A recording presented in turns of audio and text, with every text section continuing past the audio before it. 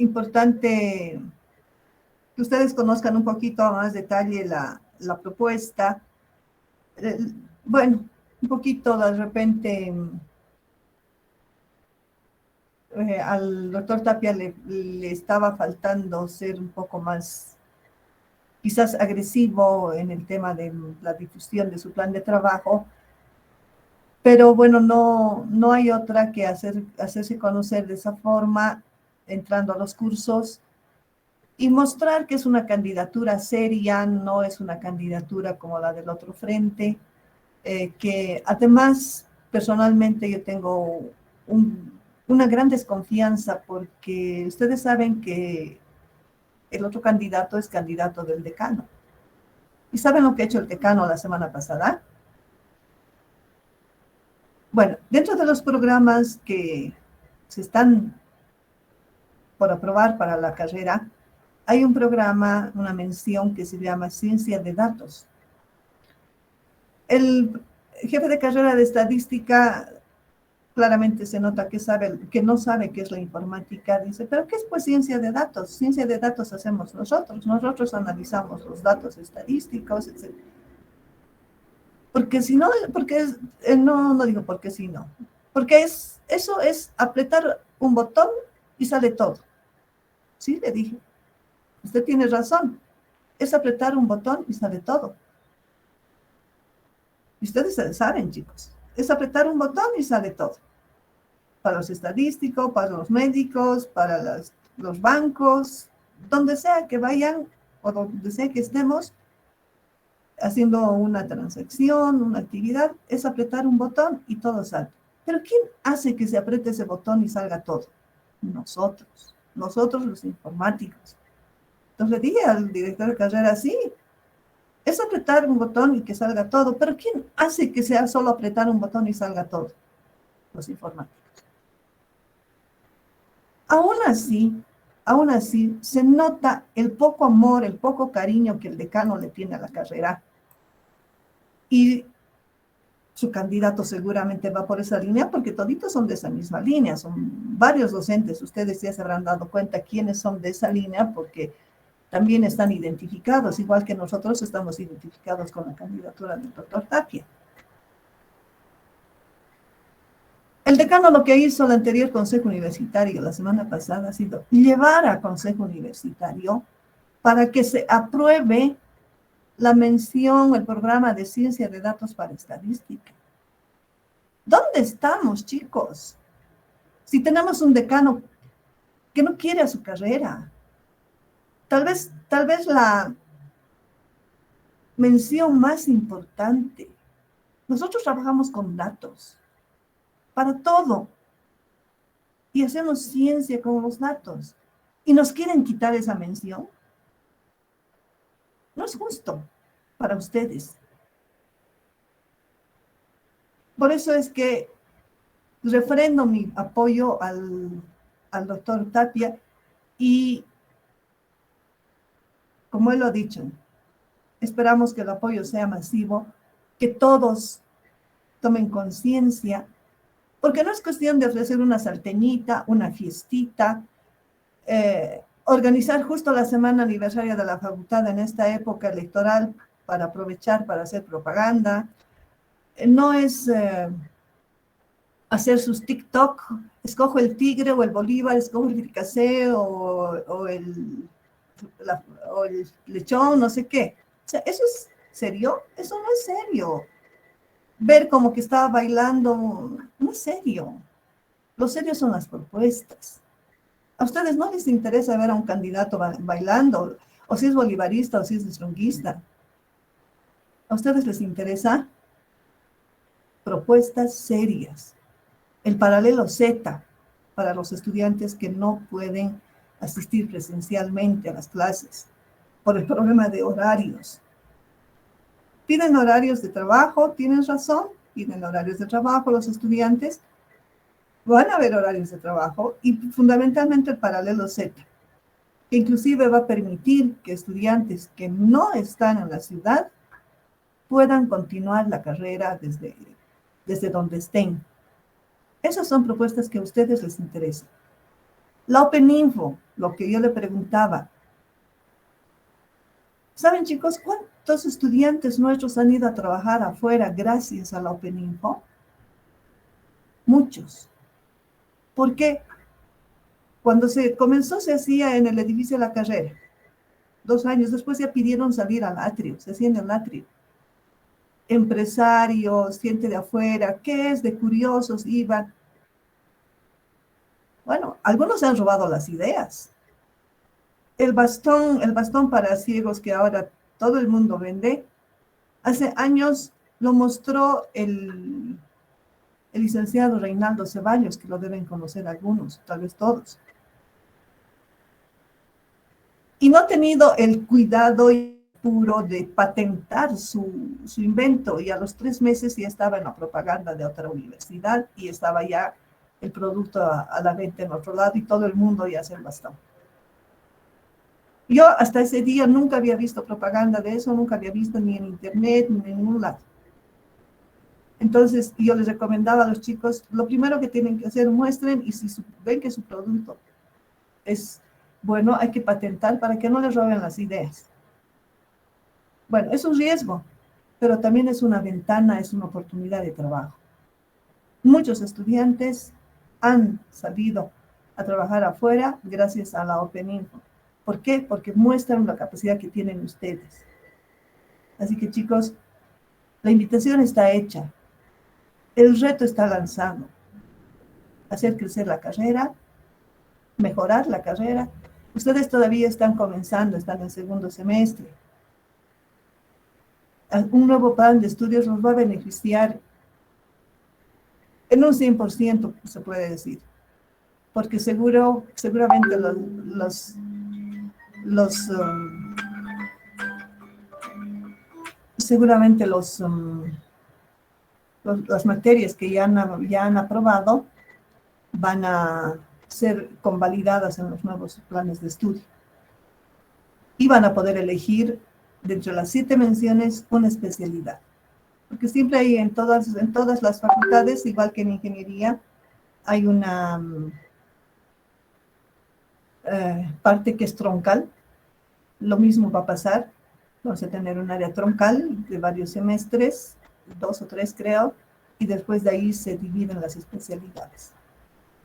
Como les decía, el reto está hecho, la invitación está lanzada, y también les hago otra invitación a que se unan al proyecto. Me pueden mandar por inbox un mensajito con su nombre. Yo quisiera trabajar en la campaña del doctor Tapia, perfecto, yo les voy a dar el contacto para que puedan unirse a alguno de los grupos de trabajo. ¿Está bien, chicos? ¿Tienen algún comentario, algo que decir?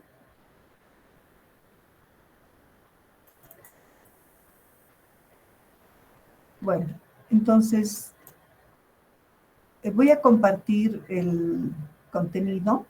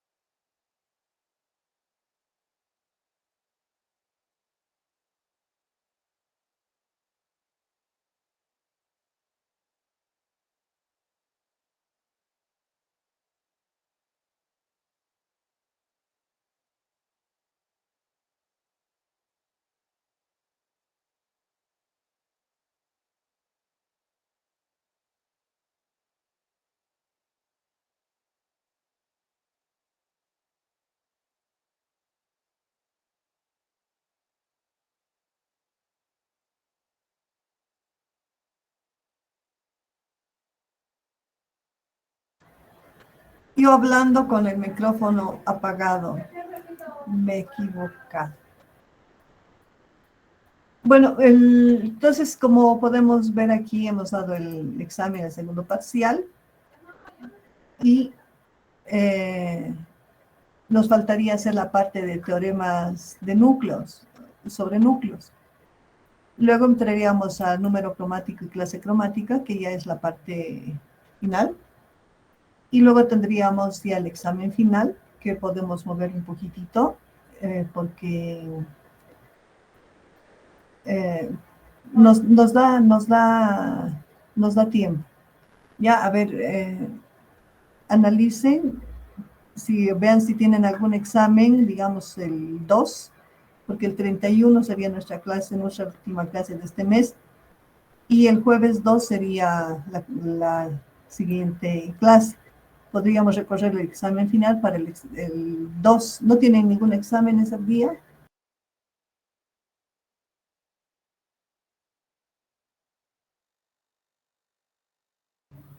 Está bien, Lick. El examen final de qué entraría ahí. Todo. Se me está cerrando el micrófono cada rato. Todo lo que se ha avanzado y lo que falta para avanzar.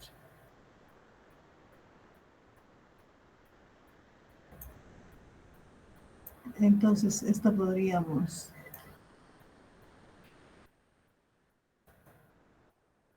Y aquí tendríamos una clase de ejercicios y resolver el examen para que puedan, a modo de repasar para el examen final, ejercicios. Ya. Y dos tendríamos el examen final y luego tendríamos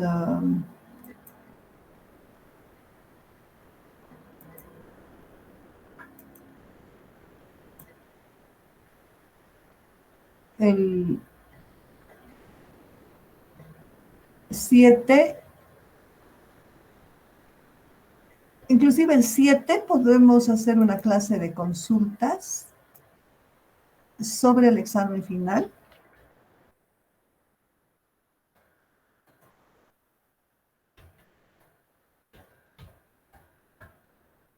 Consultas. Y el examen de recuperación, darlo el 9. Cosa de que yo entrego notas, porque le puse aquí hasta el 16, porque el 16 es la fecha tope, aunque creo que se va a mover eso un poquito, pero bueno, no importaría si nosotros cumplimos con el cronograma original, estaríamos perfectos. Si estamos en tiempo.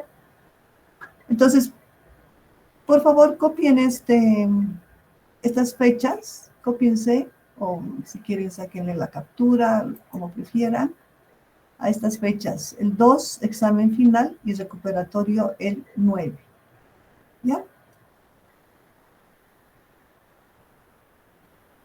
¿Está bien?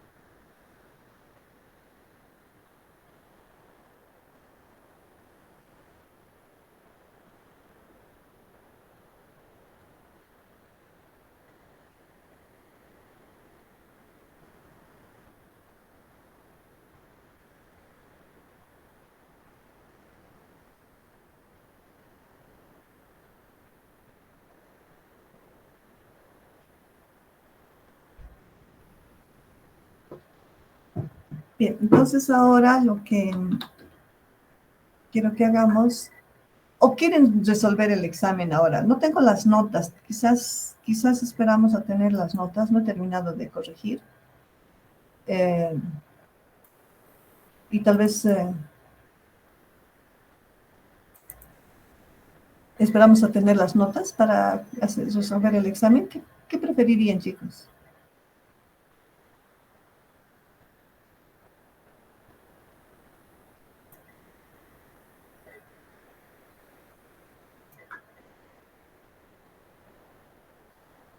Chicos, ¿no opinan ustedes? ¿Qué pasa?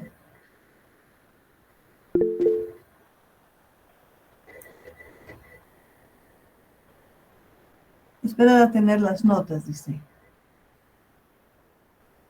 Esperar las notas, ya, esperar a tener las notas. Entonces vamos a esperar a tener las notas para que puedan, con eso, quizás hacer algún reclamo, ¿no? Tienen todo el derecho de hacerlo.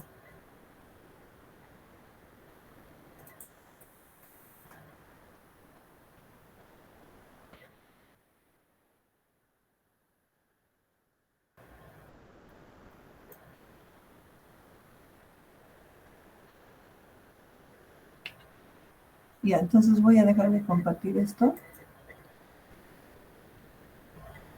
y voy a abrir mi pizarra.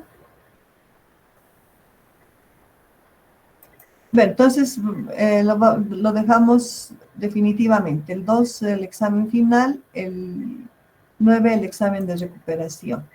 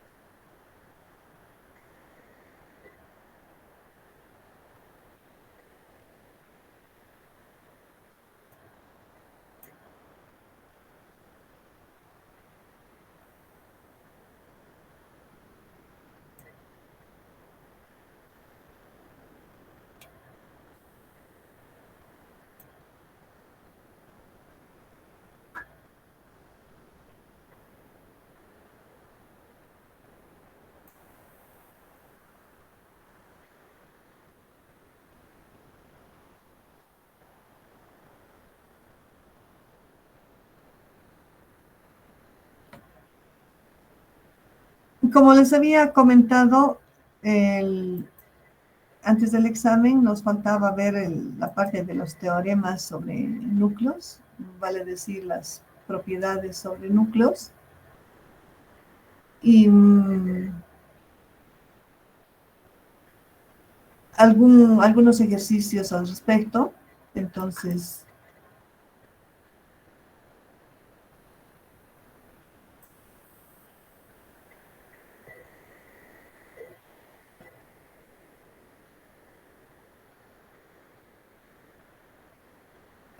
sigo con problemas con mi pizarra.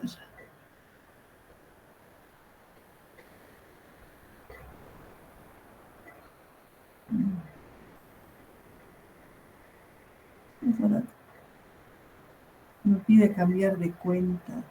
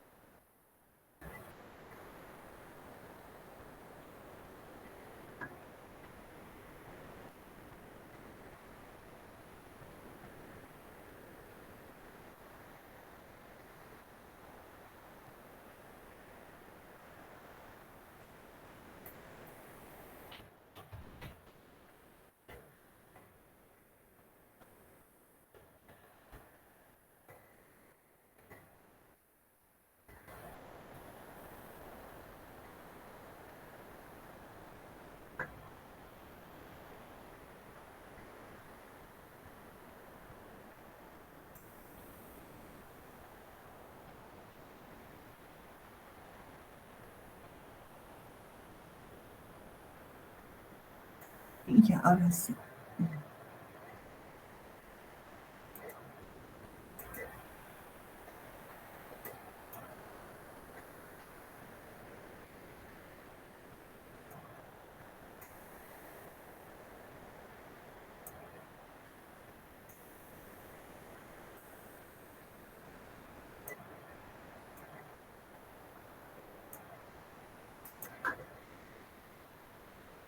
Ya. Bueno, ahora no los veo, o sea que tengo dos ventanas abiertas. No los estoy viendo.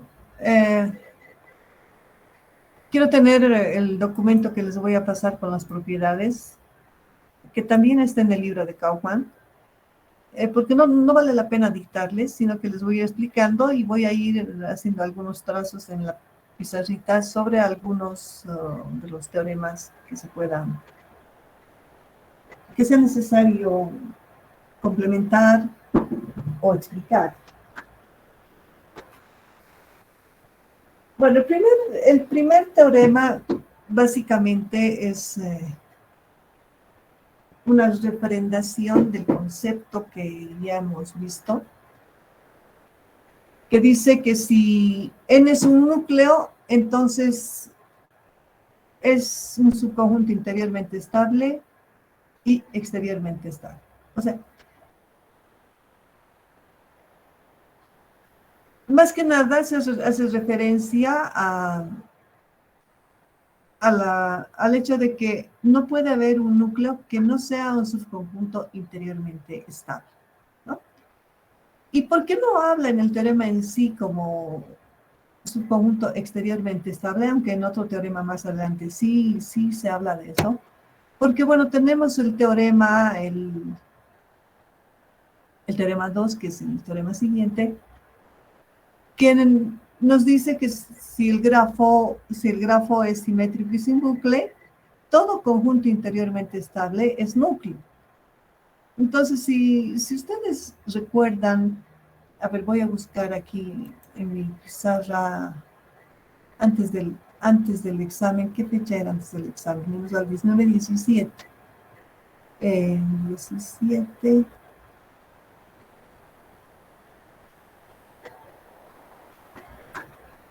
Si ustedes recuerdan, hemos hecho el ejercicio de hallar los núcleos de un grafo no orientado, ¿se acuerdan? Entonces, hemos obtenido la matriz booleana simétrica. Luego hemos hallado los subconjuntos interiormente estables y hemos hallado los subconjuntos exteriormente estables. Y no he aplicado el teorema porque, bueno, no lo habíamos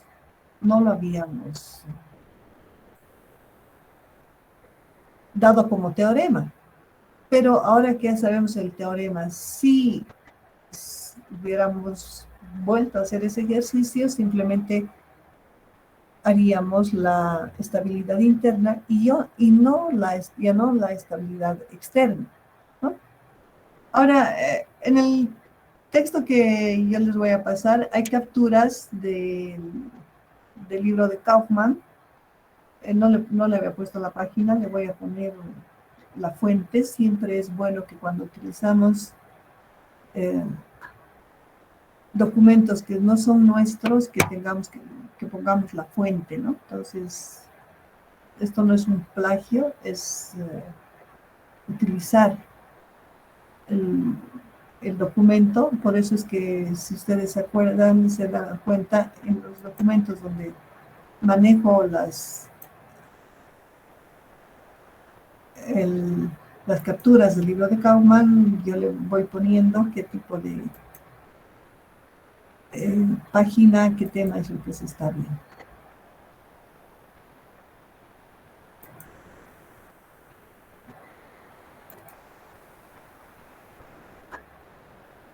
Bien, entonces, como pueden ver aquí, este otro lado ya he encontrado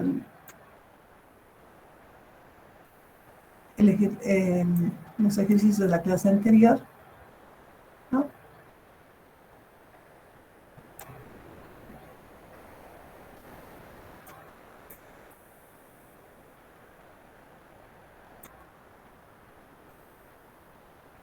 Y bueno, teníamos este grafo que recuerdo, lo habíamos obtenido de uno de los ejercicios la tarea, alguien preguntaba cómo había que hacer. Bueno, yo les dije cómo había que hacer en función a las herramientas que teníamos en ese momento. Y las herramientas que teníamos en ese momento era hallar phi sub s y phi sub t. Si hubiéramos trabajado con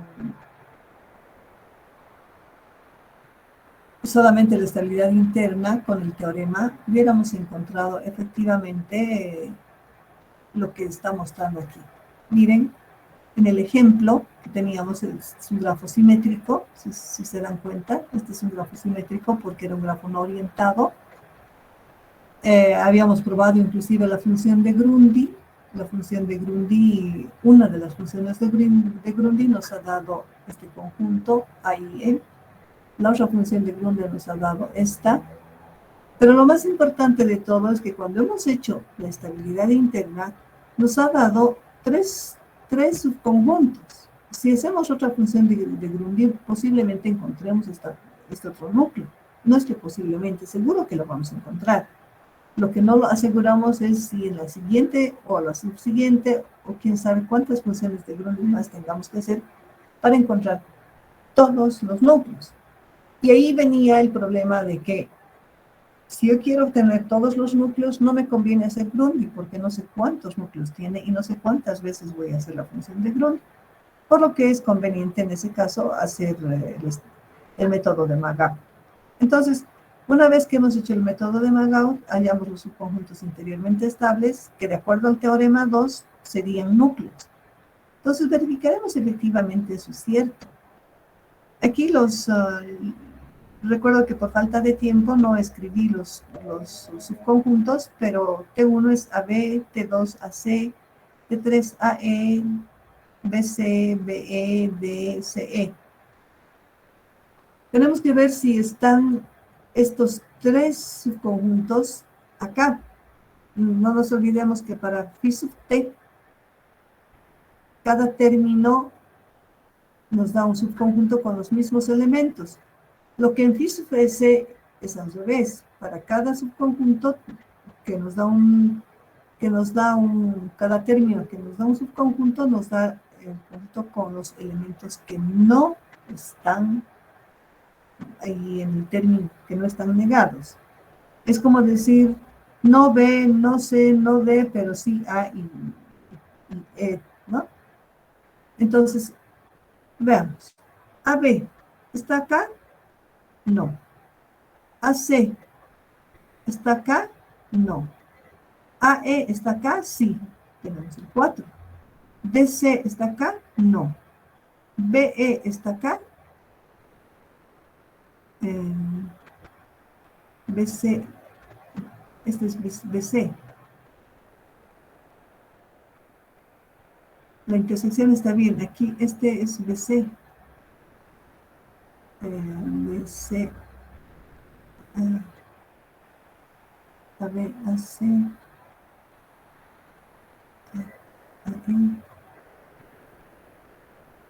BC. BC. Sí, me está faltando el BC, ¿no? B por C. No lo tengo. ¿Qué es este? ¿Qué es este subconjunto? BC, BE. Ya.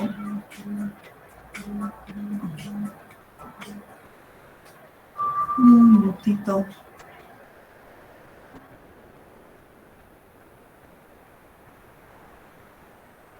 Estoy en clases, te llamaré en un rato, por favor.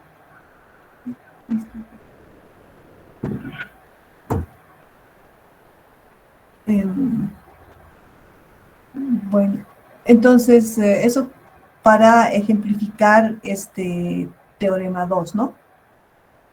Que, en otras palabras, nos simplifica el trabajo para hallar núcleos. El teorema 3 dice un grafo sin bucles, en estas condiciones n es núcleo si es a la vez interiormente estable y exteriormente estable.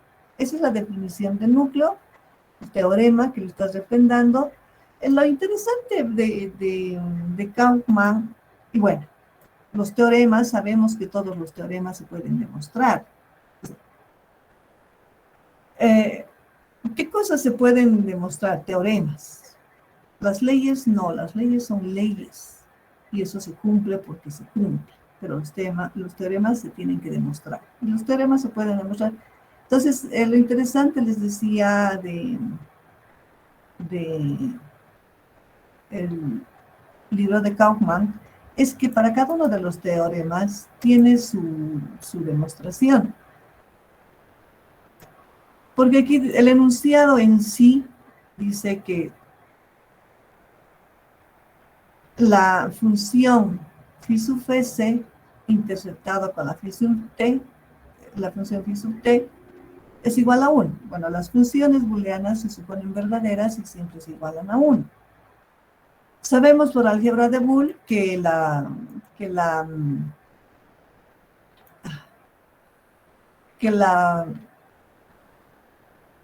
operación de conjuntos y o intersección es igual al producto. Entonces tendríamos que hacer la multiplicación de phi sub s por phi sub t. Entonces, esas fórmulas grandes que los debemos tener más aquí arriba, que también lo tienen en el anterior PDF. Aquí está, ¿no? Aquí está phi sub s y más aquí abajo está phi sub t, ¿no? Phi sub t. Entonces, esas funciones grandes las tendríamos que multiplicar.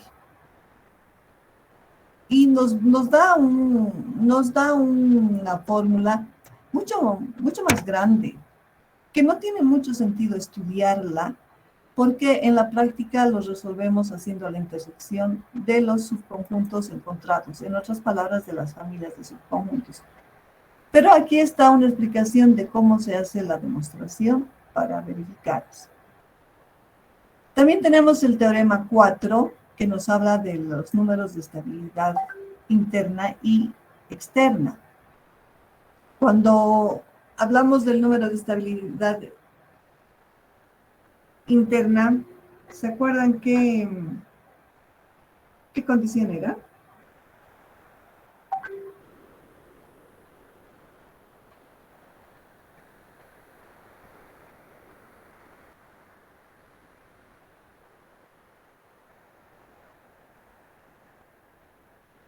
¿Se acuerdan? A ver, ¿por qué no revisan sus apuntes?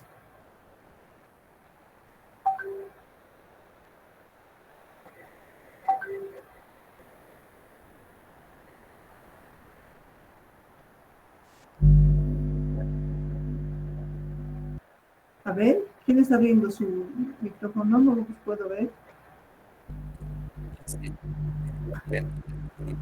Perdón, no escuché.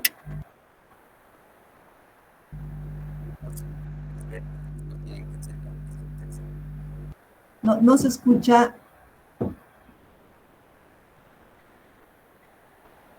Les voy a mencionar más o menos, pero lo que quiero que ustedes me digan es si son min o los max. Alfa de G es igual al min o max, eso es lo que quiero que ustedes me digan, del cardinal de los subconjuntos interiormente estables. O sea que, por ejemplo, en este ejemplo que tenemos acá, tenemos el cardinal de S2, que es 1, el cardinal de S3 es 2 y el cardinal de S4 es 2. ¿Cuál sería el número de estabilidad interna?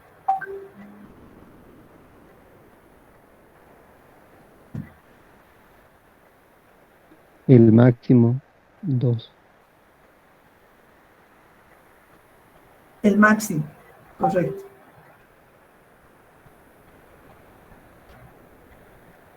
Y entonces el número de estabilidad externa.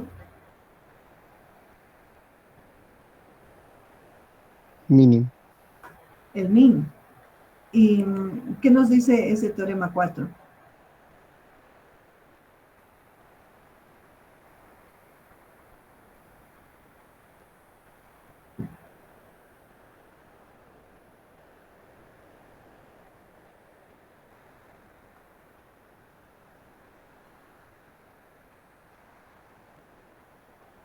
¿Qué nos dice? Que el cardinal del núcleo siempre va a ser mayor o igual al cardinal de los subconjuntos interiormente estables y menor o igual al cardinal de los subconjuntos interiormente estables. Y podemos en este ejemplo, que queda clarísimo, bueno, estos son los núcleos. Tengo cardinal 2 para un núcleo y cardinal 2 para dos núcleos y cardinal 1 para otro núcleo. Entonces ese cardinal nos está diciendo que la estabilidad interna para este ejemplo va a ser 2 y la estabilidad externa va a ser 1. Por lo tanto, la inecuación que tenemos en el teorema 4 es una... ¿Por qué se llama inecuación, chicos? Porque hay desigualdades. Una ecuación es con igualdad.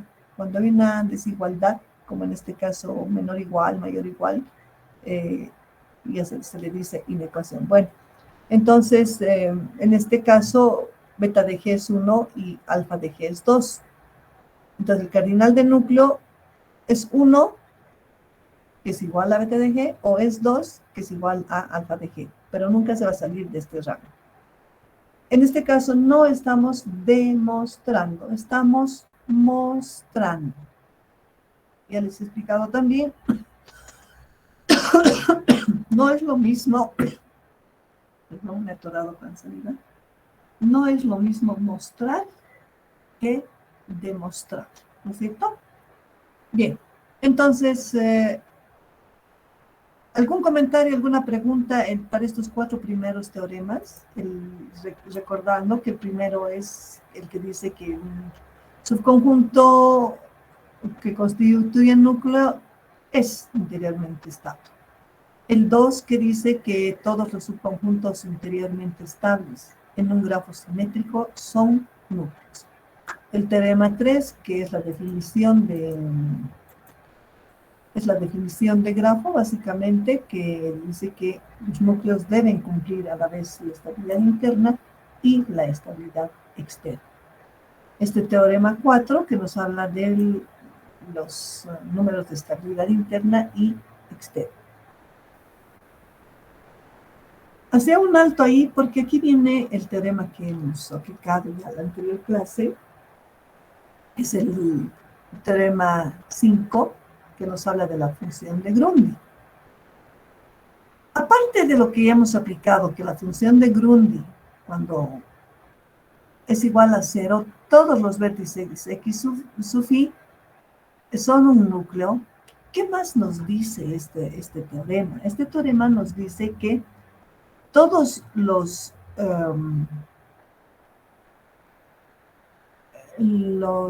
subconjuntos formados por x sub i igual a k son subconjuntos interiormente estables. Entonces, bueno, aquí en este ejemplo casi lo tenemos todo. Vamos a ver lo que está en verde. A y E son núcleos, perfecto. B y C, no sabemos si son núcleo, pero sí son interiormente estables. 2 solamente tiene D, entonces solito el D es interiormente estable. En este ejemplo de casualidad, fíjense que son los mismos subconjuntos con diferentes valores. Tengo 0, que es núcleo, los unos, que son B y C, interiormente estables, A y E interiormente estables. Seguramente si sacamos la otra función de Grundy para el otro núcleo que nos falta, va a suceder algo similar. 0 en esos vértices y la división de los otros subconjuntos va a ser lo mismo. Lo único que en este teorema sí se puede llegar a una conclusión es que aparentemente todos los subconjuntos formados por X igual a K son núcleos. No, esta es una casualidad. Lo único que podemos decir de los subconjuntos que tienen X igual a K, vale decir 1 o 2 o 3, algo así, es que son interiormente estables, pero no podemos decir que son interiormente estables máximos, y peor aún, no podemos decir que sean máximos, ¿ya?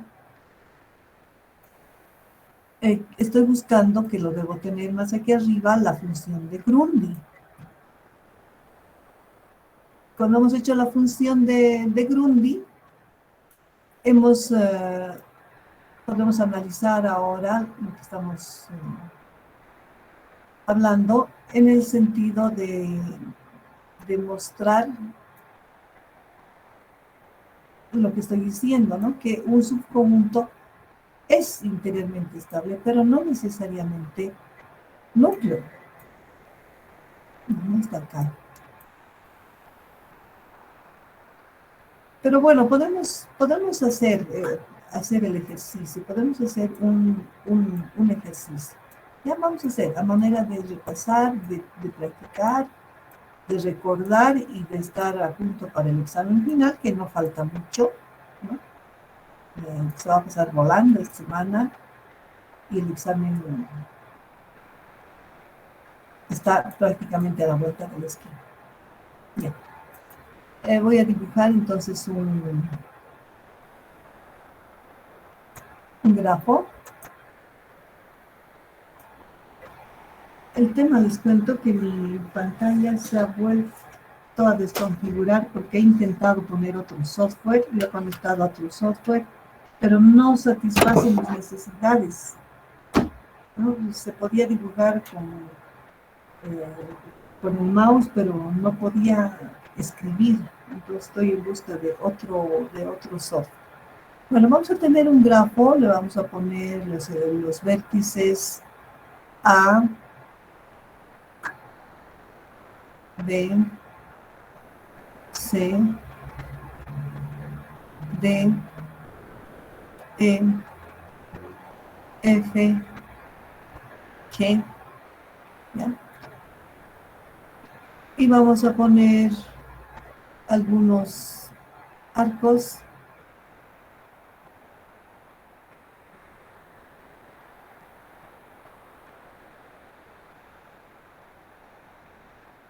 Vayan copiando porque luego vamos a hacer la matriz booleana y vamos a hacer la función de Grundy.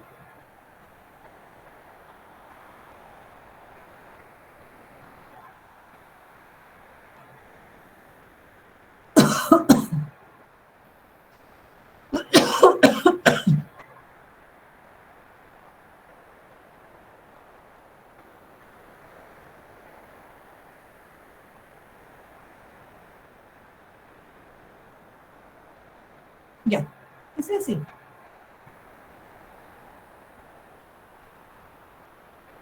Entonces, 1, 2, 3, 4, 5, 6, 7 vértices.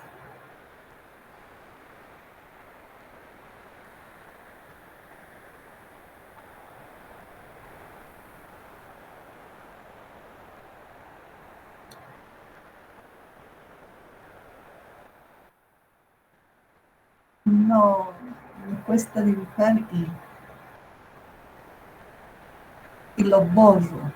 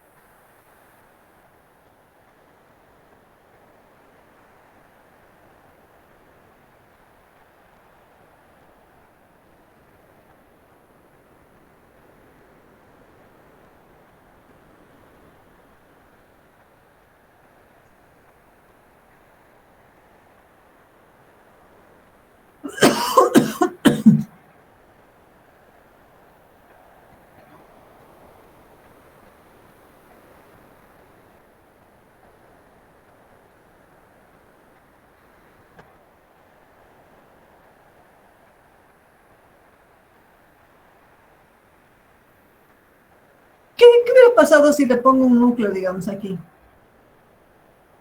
¿Qué tendríamos que hacer?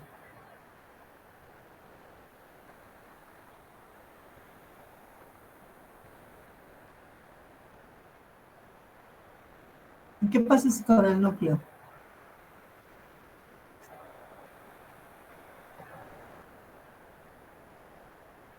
¿Qué pasa con el núcleo? ¿Me están siguiendo o estoy sin conexión? O como no los veo, no sé qué está pasando. A ver, les veré un ratito. Nayeli, no se toma en cuenta. ¿Por qué no se toma en cuenta? ¿Cómo me explicarías por qué no se toma en cuenta? Pero abre tu micrófono, por favor.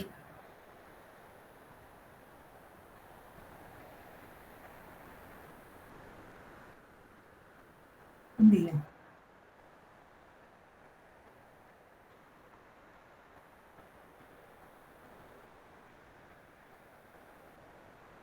Eso dice, pero en tus palabras, ¿has entendido por qué?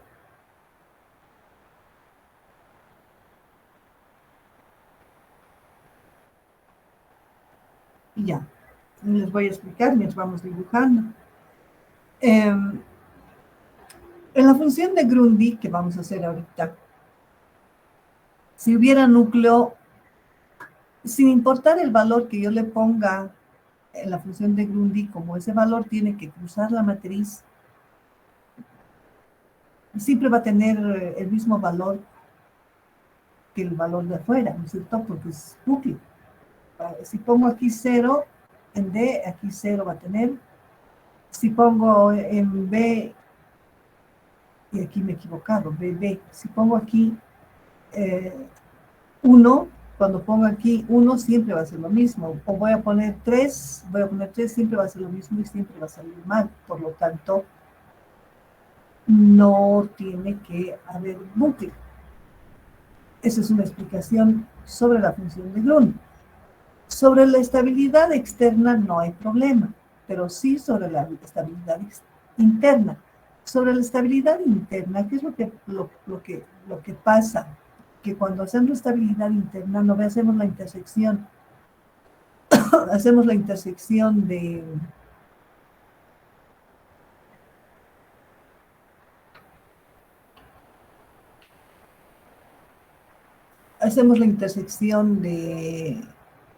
el conjunto con su función gamma. Entonces, ¿qué va a pasar cuando hagamos la intersección con la función gamma? En un bucle, tanto la imagen como, o sea, el vértice de partida como la función, que es el vértice de llegada, va a estar en intersección, tanto en un conjunto como en el otro, y la intersección va a ser diferente de vacía, lo que contradice la definición. Por lo tanto, el bucle, como lo he dicho varias veces, lo único que hace es perjudicarnos. nos perjudica. No, si no lo tomamos en cuenta nunca, aunque esté dibujado en el grafo, no hay problema. ¿Saben para qué sirve el bucle?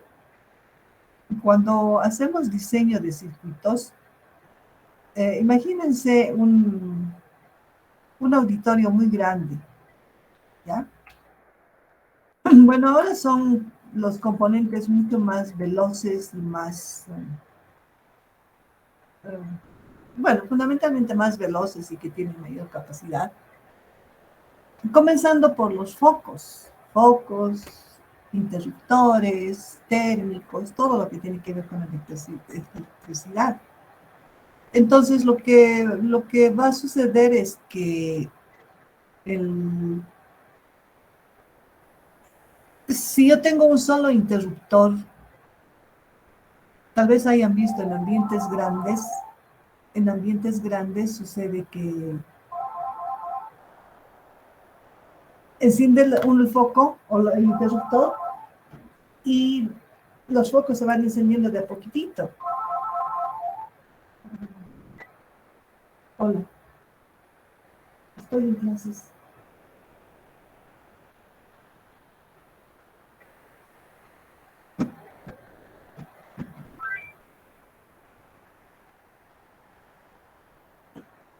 Entonces se encienden paulatinamente, ¿no? De a poco. Bueno, antiguamente en los sistemas antiguos de electricidad eso se notaba muy clarito. Ahora también, pero como que ya es más imperceptible, es más rápido. Pero imagínense que este es un circuito de una computadora, a ver, los parlantes de un equipo de música o de un conjunto.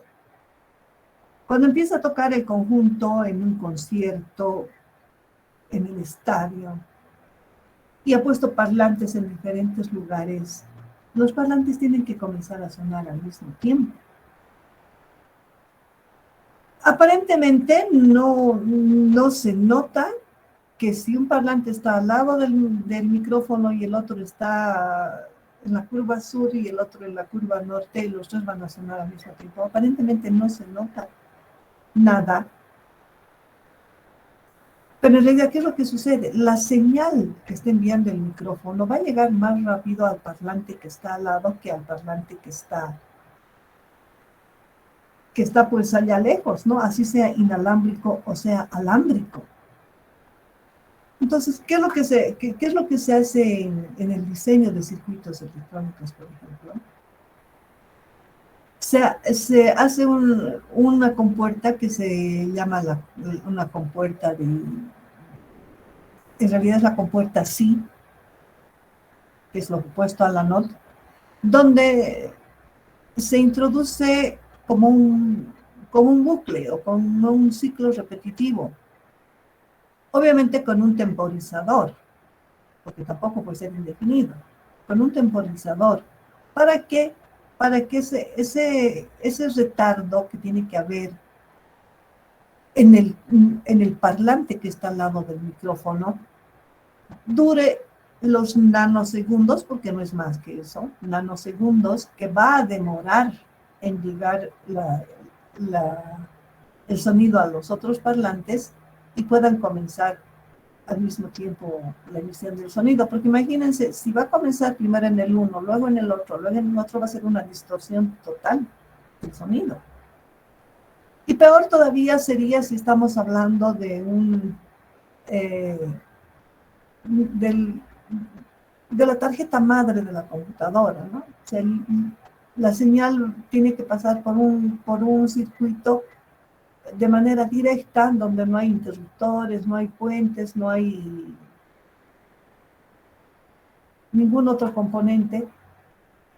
En cambio, la señal por otra rama tiene que pasar por resistencias, condensadores, y va a llegar a la salida del circuito más tarde que la otra rama. Cuando sucede eso, hay pérdida de energía. Entonces, si valía 1 nuestra señal, el que está llegando con uno y se queda esperando ahí sin hacer nada, va a ir perdiendo energía. Entonces, cuando llegue la otra señal que llega con uno, ya no va a poder compatibilizar, va a estar mal diseñado el circuito y no va a ver la señal que va a salir como salida de ese circuito. Entonces, para que no suceda eso, se vuelve a poner este retardador, que es la función sí, que hace que retarde un ciclo, con temporizador también. Así, bueno, ¿cuánto tiempo va a tardar por el otro lado? Voy a exagerar en este caso. 30 segundos. Ah, ya. Entonces un retardador tiene que durar 30 segundos para que cuando termine, ¿no?, llegue en cabalito. Ah, no, pero no es 30 segundos. ¿Por qué? Porque de la salida de ahí todavía va a faltar un pedazo, entonces, que sean 29 segundos. Ah, ya, 29 segundos. Bueno, eso se va a ir midiendo, ¿no? Con el test, los equipos electrónicos que tenemos. Pero bueno, para eso sirve un bucle, por ejemplo, ¿no? Quizás podamos encontrar alguna aplicación así muy específica sobre el uso de los bucles. Pero en teoría de grafos, en el diseño de sistemas, en la implementación de sistemas de información, los bucles perjudican, no favorecen. Por eso es que se recomienda no utilizarlos, aun que aparezcan y aun que estén en el grafo. Bueno, E es vacío. F también. Ah, no, entonces no puede ser vacío. Llegamos a E, pero de E va a F, y ya me estaba asustando. ¿Cómo he logrado eso? Que haya dos vértices adyacentes que tengan gama vacía, no puede haber, ¿no? Si son adyacentes, tiene que haber un arco en algún sentido. Bueno, F sí es vacío, no sale ninguno. Y de G solamente sale a F. Entonces, el ejercicio que vamos a hacer ahora, vamos a hacerlo por inspección, vamos a hacerlo por Grundy, vamos a analizar qué pasa con este grafo. A ver, por inspección, ¿quién se anima a decirme cuál puede ser un núcleo? Ya saben, toda participación se paga. Yo voy a abrir el archivito y le voy poniendo participación.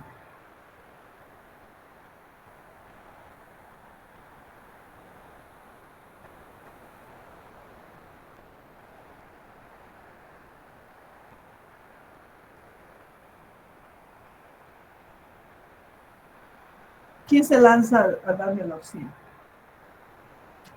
Dice el vértice A, C y F. A ver, vamos a hacer lo siguiente. Vamos a hacer con verde, ¿ya? Y lo que me dice por la voz, creo que es Luis Alejandro, ¿verdad? A, C, F, ¿no ve? Ya, lo estoy anotando ahí, porque si este es un núcleo, la función de Grundy tiene que ser C. Ahora vamos a ver acá en el grafo primero. A, C, F no son adyacentes, ¿correcto? A no es adyacente con C, ni con F, F no es adyacente con C, ni con A, etc. Bueno, los tres no son adyacentes, está bien. Cumple la estabilidad interna. La estabilidad externa, F, perfecto. ¿Por qué? Porque es un vértice cuya función gamma es vacía. Este es un vértice colgante, por lo tanto, tiene que estar en un conjunto exteriormente estable. ¿Cómo verificamos? ¿Cómo verificamos que sea exteriormente estable? Todos los vértices distintos de A, C y F tienen que tener un arco que vaya a C y o F. Puede haber un arco de de B a A y a C y a F, puede haber a los tres, pero basta con uno. Veamos. B efectivamente tiene un arco a A. También había tenido a C, pero Con 1 para mí es suficiente. Vamos con D. D tiene a F. Había tenido también a C y a A, pero tiene a F, basta con 1. De E. E tiene a F. G tiene a F. Efectivamente, este es un núcleo. Vamos a probarlo. Como me han dicho que es núcleo, yo pongo directamente 0 en los 3. Tenga lo que tenga acá.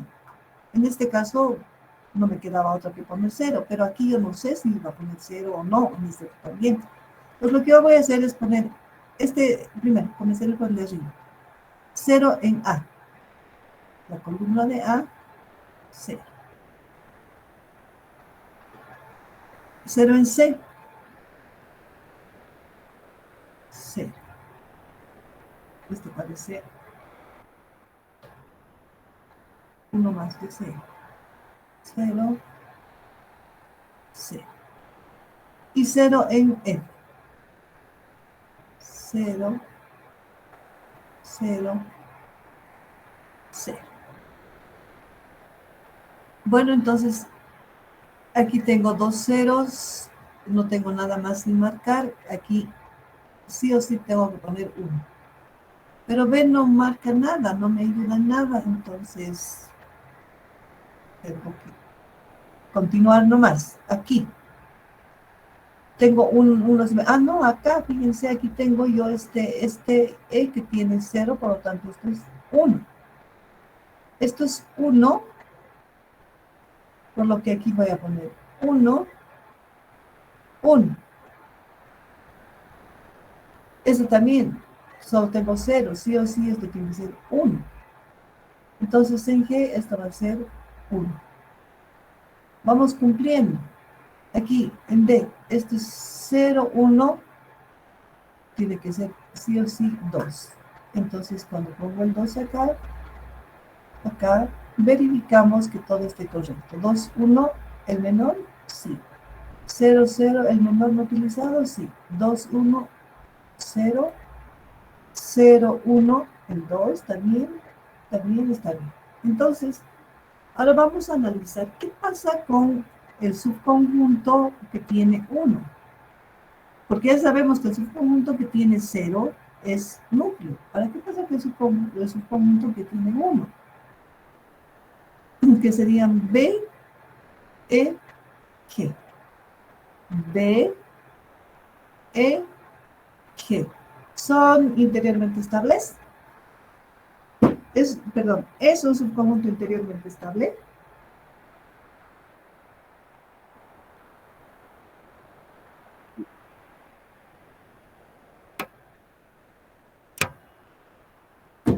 ¿Es un subconjunto interiormente estable? Sí.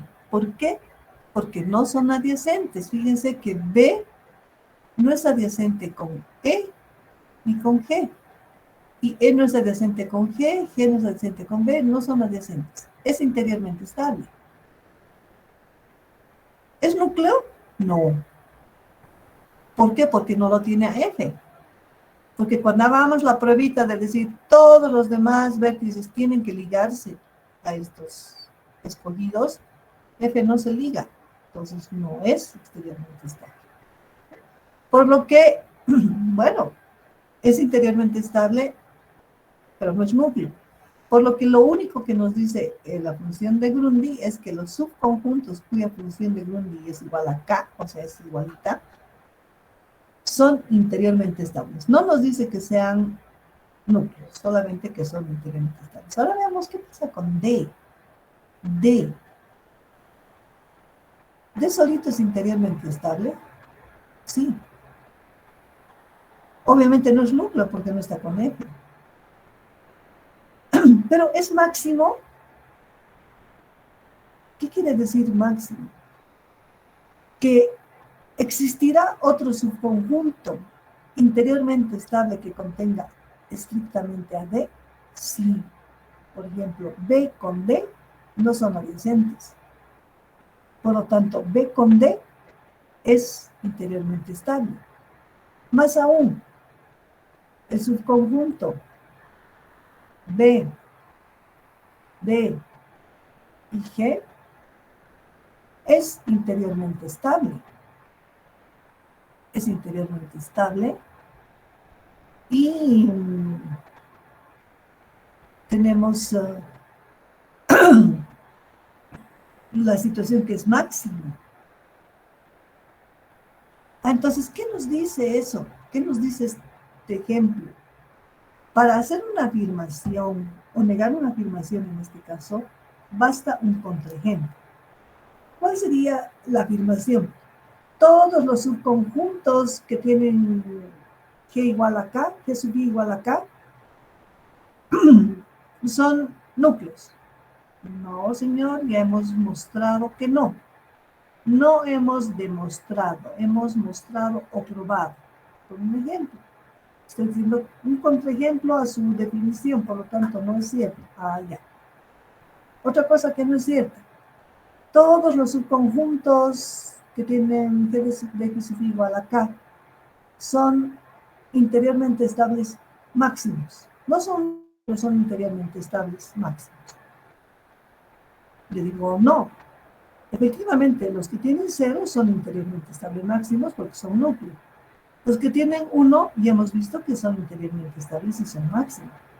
Pero que tiene 2, o sea, el vértice D, es interiormente estable, pero no es máximo. Entonces, que quede bien claro esta propiedad con este teorema 5 que nos amplía el panorama de cómo nos puede ayudar la función de Grundy en toda esta parte de la estabilidad interna, externa y los núcleos.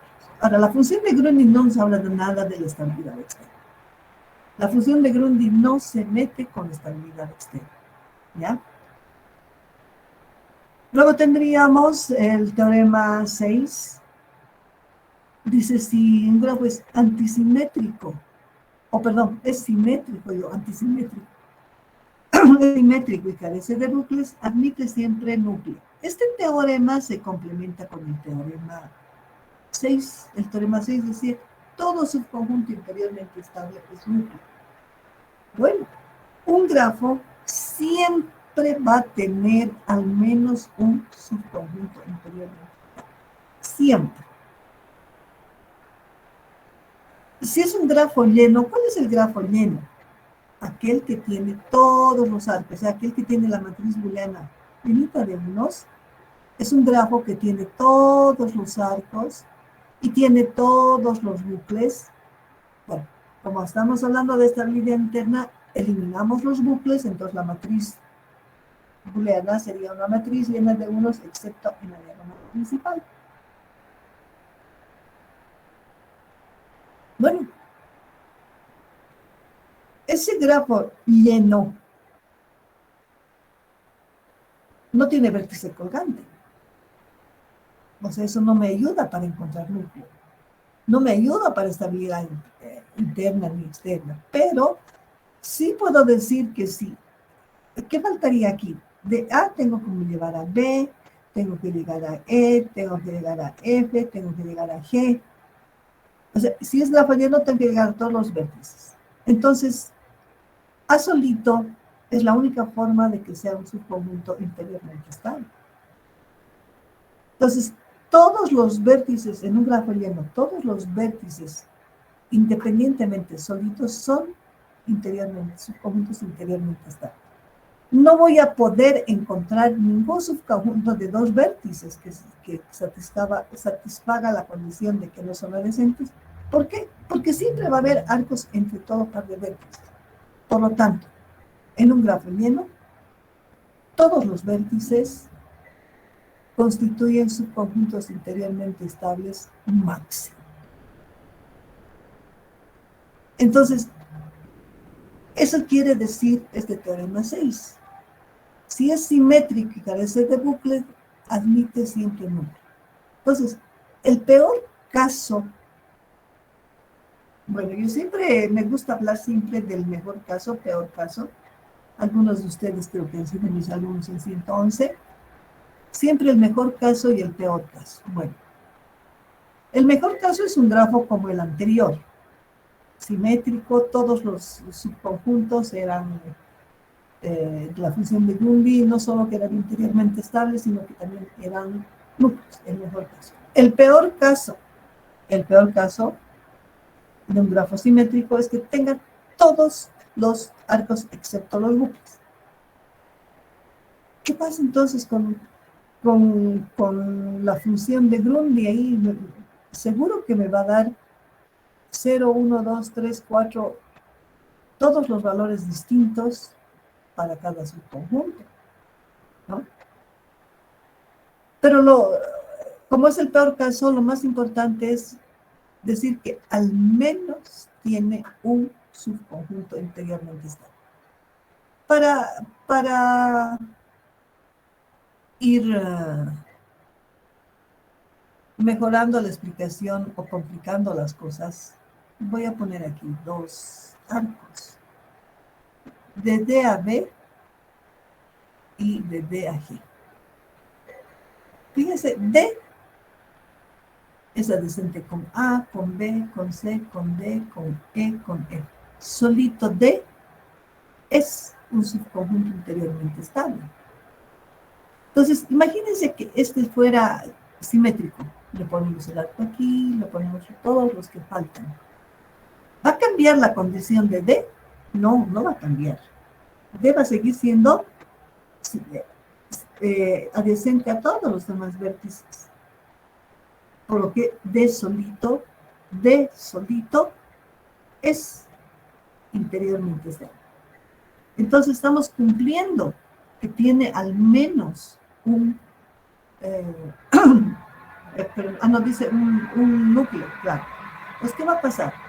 Como este se volvió simétrico, este F ya no es vértice colgante. Entonces, D es núcleo, sí, porque aquí va a haber esto, aquí va a haber esto.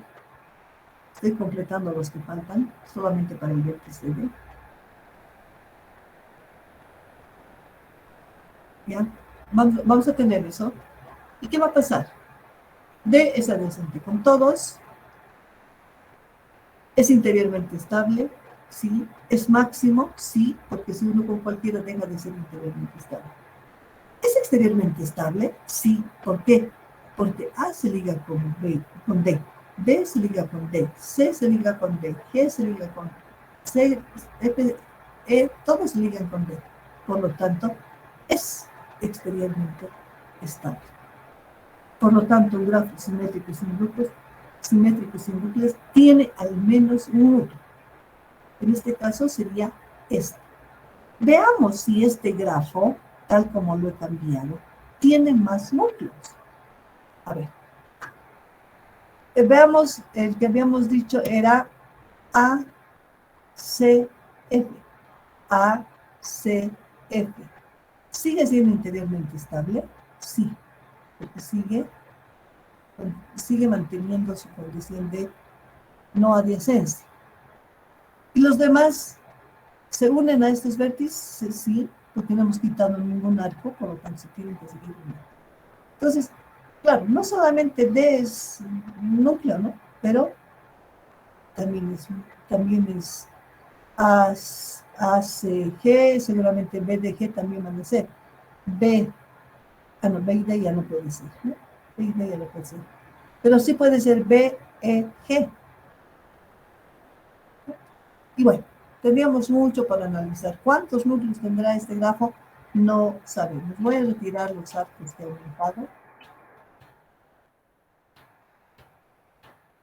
Bien, y nos vamos a quedar con el grafo anterior para que... Creo que esta era, ¿no?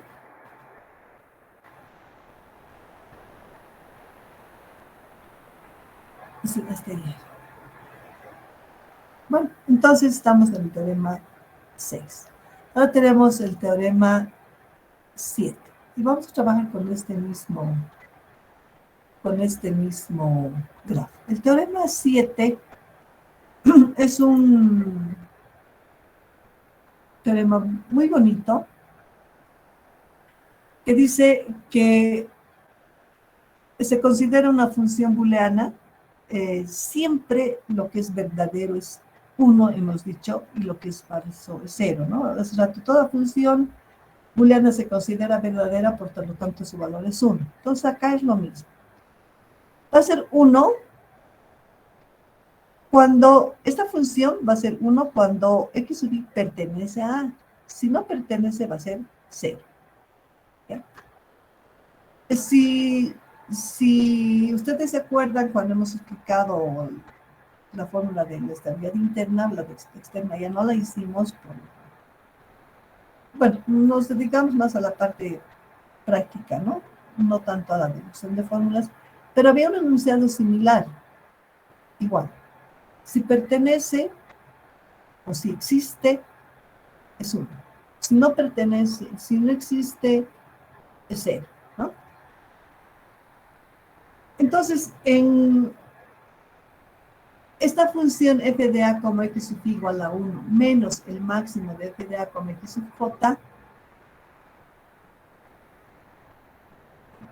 bajo estas condiciones, para todo x sub j que pertenece a gamma de x sub i, si se cumple esta igualdad para todos los vértices, entonces el subconjunto dado A es núcleo. Si no, no es núcleo.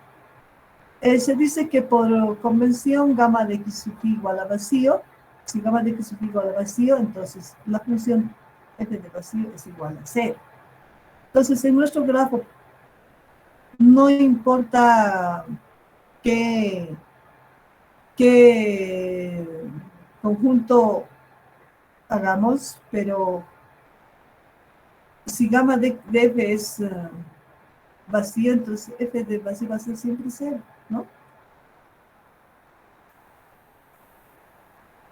Entonces vamos a hacer el teorema 7 con un ejemplo práctico, aquí para que se entienda bien. Voy a ponerlo así. Teo 7. Vamos a dar un subconjunto. Voy a dar... trataremos de buscar otro núcleo. ¿Sí? D era A. Faltaba D. Entonces, F, el que hemos conseguido era F, el que era F, CA. FCA. Veamos si F y, bueno, ¿con cuáles no se liga F? Si le pongo C, sí o sí tiene que ir con A. ¿Por qué? Porque tenemos que buscar el máximo. Entonces, ¿qué tal F y B? Veamos si el conjunto A igual a B, F es o no es núcleo.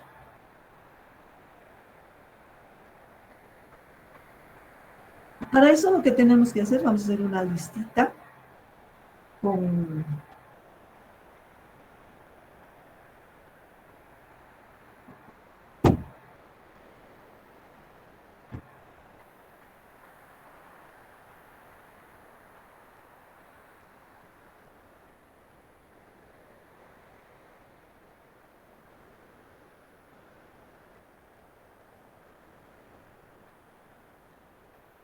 F.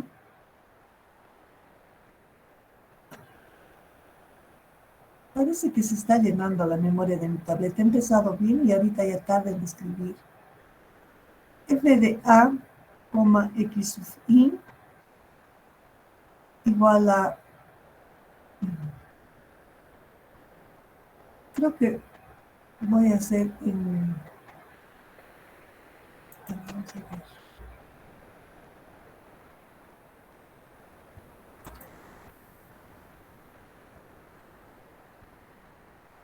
Creo que va a ser más fácil hacer en Word. Voy a copiar. No voy a copiar. Bien. F de A, para el mismo conjunto BF, ¿no? F de A. f de A. Pues no me quiere aceptar la minúscula, f de A. Coma, x sub phi. X sub phi va a ser A. Y luego vamos a ver qué valor va a tener. Voy a copiar esto.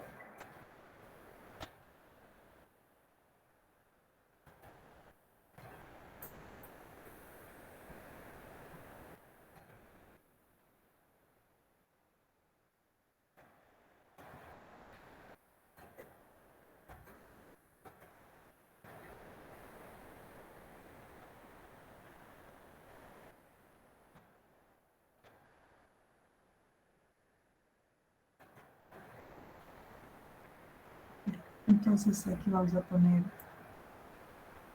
B,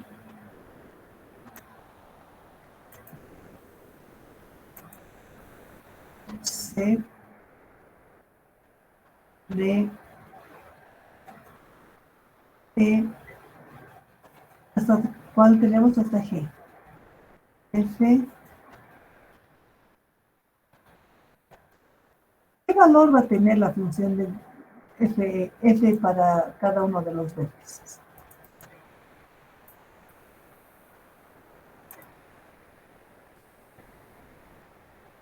Va a tener, ¿A pertenece o no pertenece a minúscula, el vértice A? ¿Pertenece o no pertenece al conjunto A?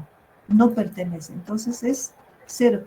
Ni siquiera me fijo en esta condición. ¿Por qué? Porque yo sé que lo que no está, no es verdad, es 0, y lo que es verdad es 1. ¿B pertenece al conjunto? Sí. Entonces es 1. ¿C pertenece al conjunto? No, por lo tanto es 0. ¿D pertenece al conjunto? No, por lo tanto es 0. ¿E pertenece al conjunto? No, por lo tanto sigue siendo 0. ¿F pertenece al conjunto? Sí, por lo tanto es 1. ¿G pertenece al conjunto? No, por lo tanto es 0. Tenemos primero eso. Ahora vamos a hacer la condición. Vamos a decir f de A, A debe ser igual a 1 menos el máximo valor de los f's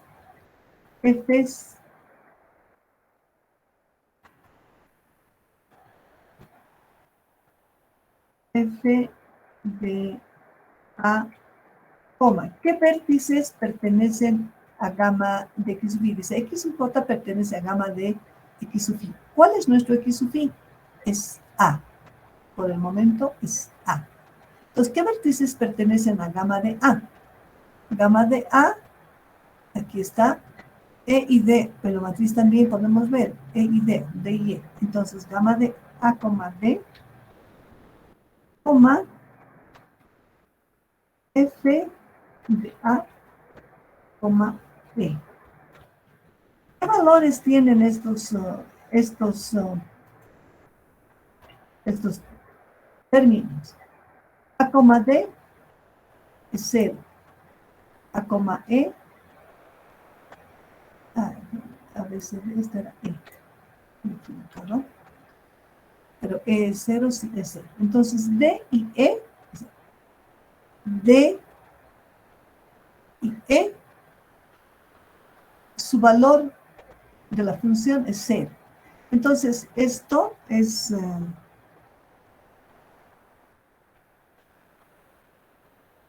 igual a 1 menos el máximo de 0,0. ¿Cuál es el máximo de 0,0? ¿Cuál es el máximo? Chicos, no me están siguiendo.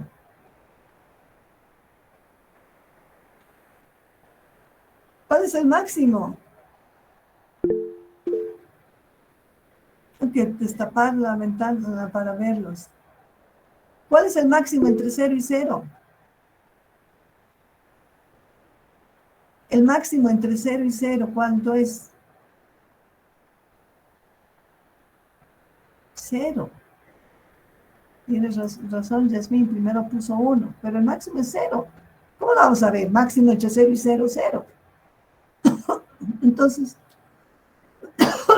aquí, esto es 1 menos 0. Lo estoy haciendo con todo el detalle del mundo. Entonces, f de a, a, ¿qué es? Aquí arriba es 0. 0.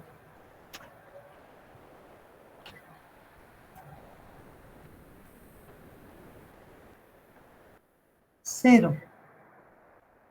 Igual 1 menos 0, 1. Está mal, no cumple.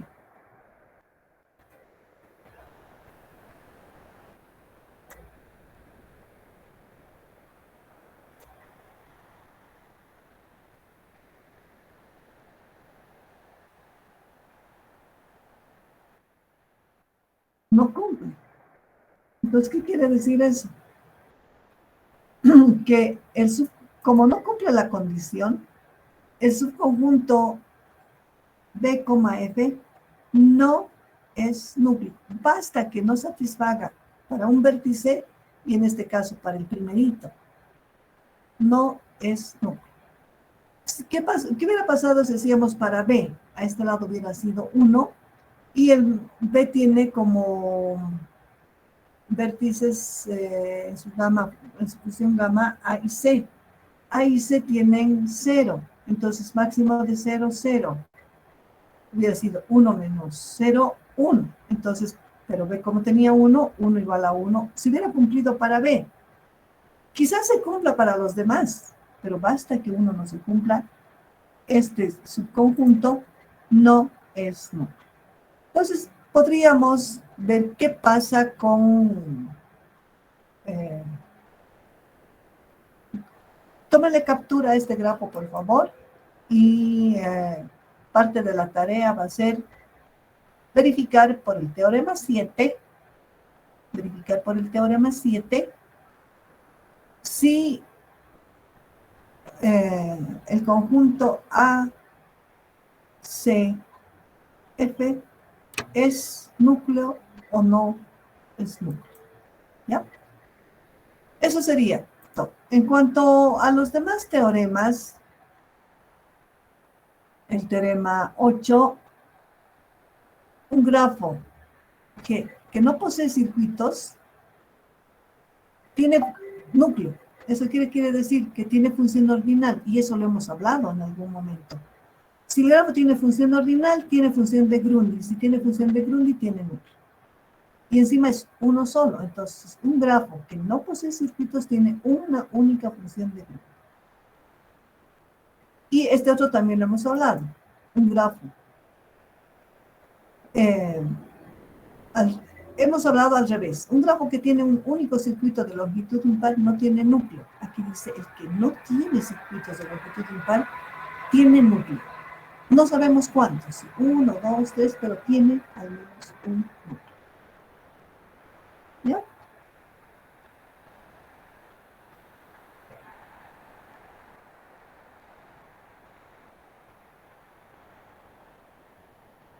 Lico, una consulta, por favor. Sí. Max, 0,0, lo que hemos hallado, ¿qué significa eso? No he entendido. Es esta función. El nuevo capítulo que es Es esta hidrodinámica. función. Voy a compartir la pantalla con todos ustedes.